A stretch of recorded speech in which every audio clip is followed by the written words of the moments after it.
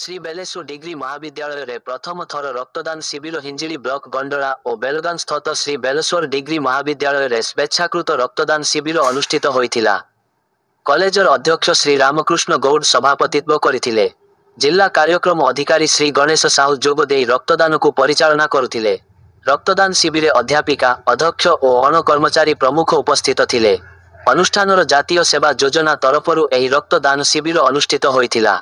एही रक्तदान शिविर रे 30 रु ऊर्ध्व छात्र छात्री ग्रामवासी कर्मचारी सहित गंडरा ग्राम पंचायतर समिति सभ्य प्रशांत कुमार साहू रक्तदान करथिले। एही शिविर को ब्रह्मपुर बोर्ड मेडिकल तत्वावधान रे आयोजित हेउथिला। एही शिविर को गणमाध्यम प्रतिनिधि राजेश कुमार साहू उपस्थित रही उत्साहित करथिले। श्री बेलेश्वर डिग्री महाविद्यालय रे प्रथम थर रक्तदान शिविर होइथिबारु छात्र छात्री अंक मध्यरे आनंद और उल्लास देखिबाकू मिलिथिला। परिशेष रे आम ओडिशा संयोजक बसंत पंडा कार्यक्रम को सफल रूपे संपादन होइथिबारु समस्तंकु धन्यवाद प्रदान करथिले।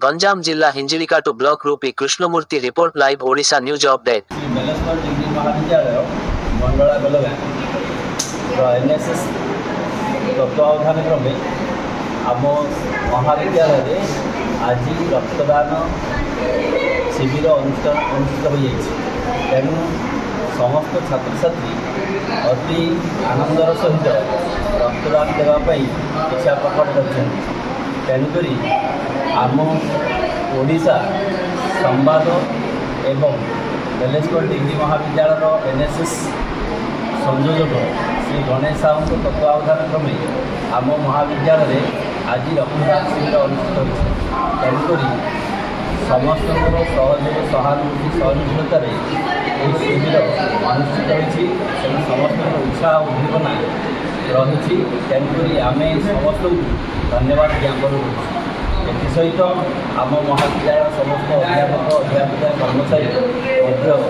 सहयोग तेणुक आम समस्त धन्यवाद अर्पण